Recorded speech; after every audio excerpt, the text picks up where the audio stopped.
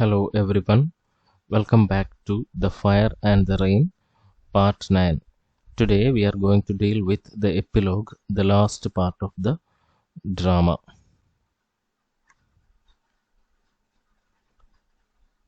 In the epilogue, the play within the play, the triumph of Lord Indra is staged. Aravasu is playing the role of Vritra, the demon.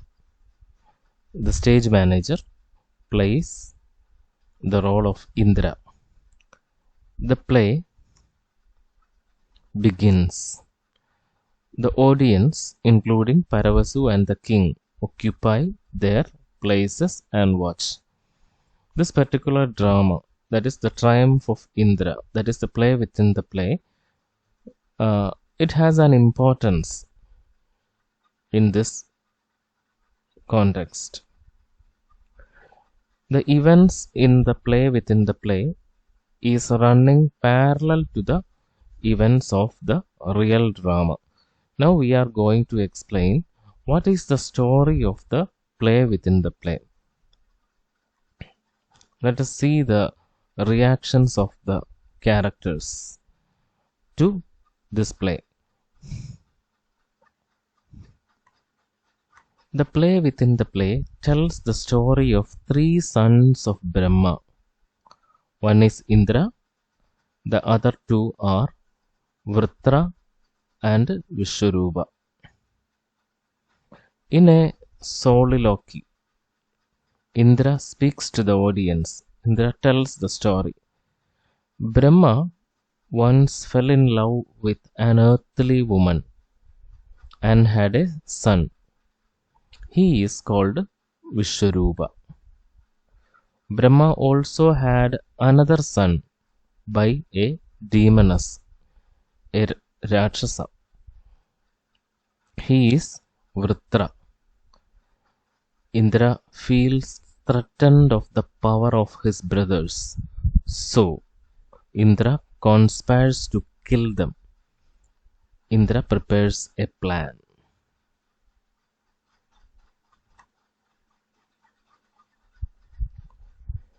Indra invites Vishwarupa to a fire sacrifice, which he organizes as an honor to his father, Brahma.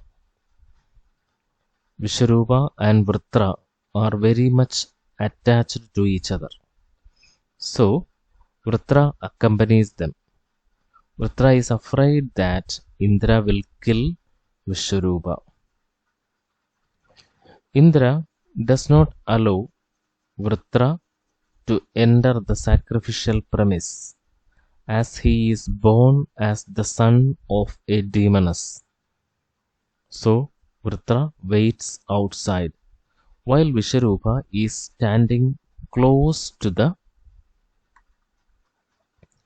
sacrificial fire. Indra attacks and kills him.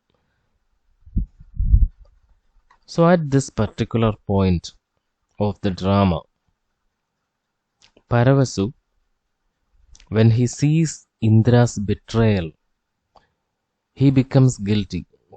Paravasu becomes guilty. Why he becomes guilty?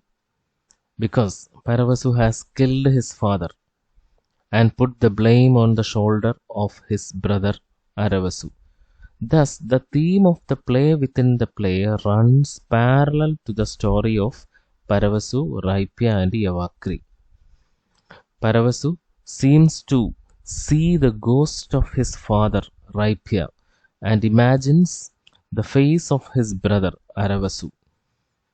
Paravasu's reaction reveals to the audience that he is guilty of the murder of his father and betrayal of his brother. Paravasu jumps into the sacrificial fire and commits suicide. Thus, the play within the play exposes the guilt of Paravasu. So, that is a function of the play within the play. Now, coming back to the events of the play again, Vritra is standing outside waiting. Vritra's fears became true. Indra betrayed and killed Vishwarupa. So Vritra becomes very angry and attacks Indra. At this point again the story comes back to the real drama. The stage manager who plays Indra is taken by surprise, seeing Aravasu's rage as he plays Vritra. Aravasu goes uncontrollable and attempts to set fire to the whole sacrificial enclosure. He runs out of the stage, and the whole crowd watching the drama enter the sacrificial ground. Complete disorder takes place everywhere. Nittilai comes to support Aravasu, but she is seen by her husband and they kill her. So here a tragedy happens. We know that Nittilai has run away from her husband's house to see Aravasu. She is seen by her husband and brother and they kill her. As Aravasu lifts the dead body of Nittilai and moves to the sacrificial pavilion, the fire extinguishes and Indra appears.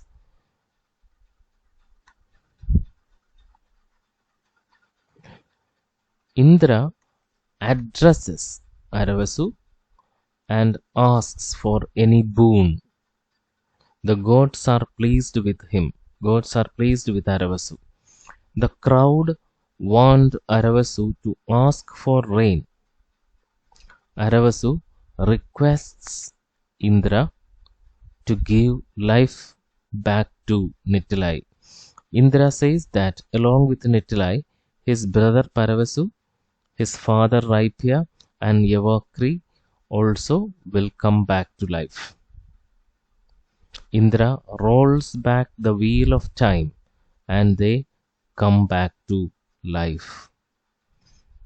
At this particular point, a twist in the narrative happens. Brahma Rakshasa tells Aravasu that his soul is trapped and requests for a release and eternal peace. We know that Brahma Rakshasa was invoked by Raipya in order to kill Yavakri. So he